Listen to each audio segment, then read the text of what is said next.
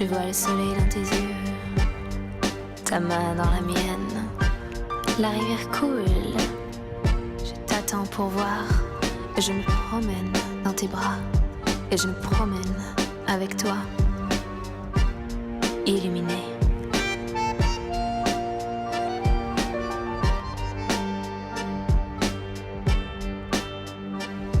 J'ai gravé ton prénom dans le ciel.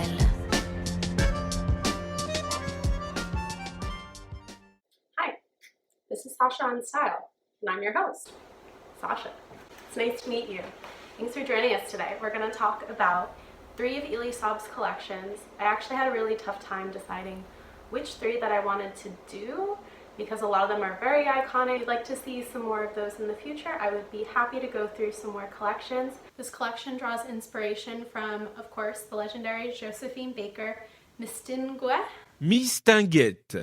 and Kiki de Montparnasse. First, we have our 2018 Spring Couture. Here on look number 1, we have this awesome first look. It's a big ostrich feather extravaganza. It's in kind of a pastel slate blue. So that's all over the torso as well as some on the hips. It kind of drips down there. On the top we kind of have a little chapeau that looks a bit like a swimmer's cap that's entirely bejeweled. It looks gorgeous, especially with the dangly earrings. Then you have kind of the see-through boning with what appears to be the gold tiny beads, and it's beautiful how it just kind of creates the eye movement going down. As well in the middle you have one of ELIE SAAB's trademarks, which is the skinny belt.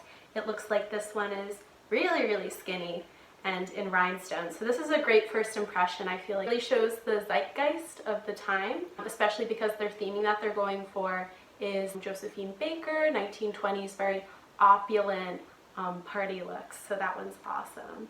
On to look number 2. I feel like this is where the personality of the collection really comes out. You've got these really great glasses that are kind of a motif throughout the whole collection. Granny glasses, they're encrusted, they're made out of acrylic, they're so full of personality and I love them. They even have the kind of chain that goes around your neck, so it's very kind of matronly kind of style. Very costume design.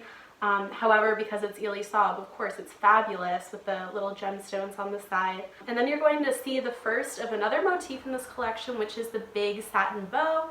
I know when this collection came out, the bow is a little bit of a joke. People were making memes about it, or at least people thought it was very funny. In my opinion, I love it. It reminds me a lot of Marie's bow from the Aristocats. And when we look back at the earlier collections, we're going to see that this has actually been in ELIE SAAB's DNA for quite a few years. Moving on to the rest of the dress, you've got the deep crystal V, which is awesome. You're showing a little bit of the breast as well, but it's very soft. In the middle, you've got another great skinny belt. This one's got a little panel of rhinestones, and you can see it's kind of gold on the sides and in the back. This is a shorter dress, which is awesome because all of the detailing, all of the beautiful textile on the crystals, it just kind of drips down, and then you can see the raw edge of the mesh on the bottom, which I really love. It's a really nice touch to kind of have that raw edge when everything else is so polished. It really juxtaposes so well. Onto the shoes, you're going to see another style element for this collection. It's going to be that T-strap shoe. That's something that was very prevalent, especially in the 20s and 30s, especially character shoes that you'll see in theater. People wear those kind of shoes for dancing especially, and as we know, Josephine Baker was a big burlesque star back in her day, as well as kind of a secret badass. She was awesome. She was a secret spy as well. On to look number 7. This model's expression just blows me away. What I love about this is we revisit the ostrich feathers and sort of the chevron beaded detailing. So on the shoulders, you're going to see these big puffs of ostrich feathers. These are kind of like in a mauvey pink. It's just beautiful seeing them creep along her chest and her skin and her shoulders with the wind as she moves. That's really beautiful, the movement of the dress and the textile. You see the chevron on the bodice. Of course, it's a little bit see-through as well. That's very ELIE SAAB. On the bottom, big poof of ostrich feathers. I can't imagine how much time it took to put that all together. And in the back, you have the train of the chevron. Are they sequins? They look like either sequins or beads to me. The resolution on my screen is not that great. But on the bottom it kind of flows out, so you do see that raw edge of the textile again. On to the next, we're going to see a new introduction to the color palette, which is this kind of dreamy, dusty purple. So this is look 11. You get the crystal chapeau again, which is really great. On the shoulders, you've got that big puff of purple ostrich feathers. And then what I love about this look is that it contours to the breast. It kind of does create movement this way, and then a U shape as well. And then it's mirrored after the belt, so it's also symmetrical. So you've got the little breakup in the middle, and then of course you've got these long bands of crystals going up and down the legs. They look like little icy crystals to me, and they move beautifully. In the back you can't see it all that well, but they do have a little mesh case, very long. The look, it's so dreamy. On to the next, we're going to be looking at look 15. Here we see the little satin marie bow again. This is another introduction to the color palette, so it's going to be this really beautiful tomato red. Once again, you see the contours on the breast, and this is very va va boom. So you see the contours on the breast, the U again, and then on the on the legs you've got these high slits. And what I love about ELIE SAAB is that he does play with femininity as well as sensuality. So as you can see, all of these models are completely covered head to toe, but it's all in the detailing and his playfulness around negative space that really creates the sensuality and beautiful femininity in his dresses. So this is a gorgeous one for sure.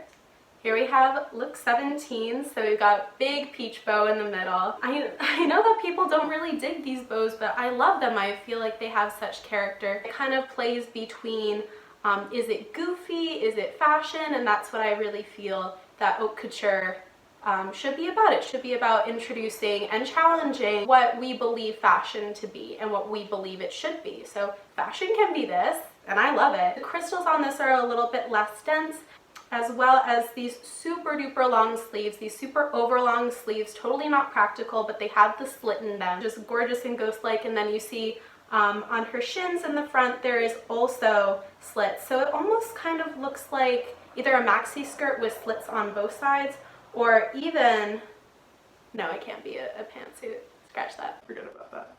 Next we have look 20. So this is in a beautiful, really, really pale baby pink, blush pink.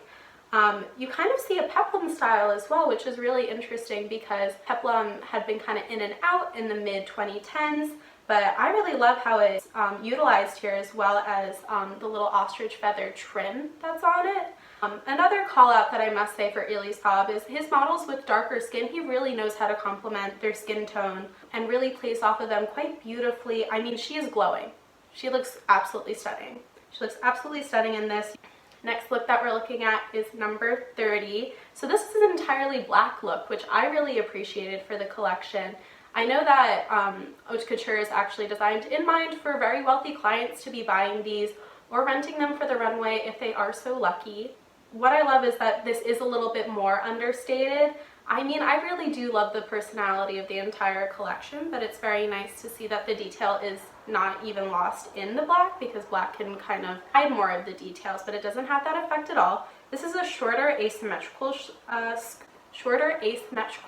skirt.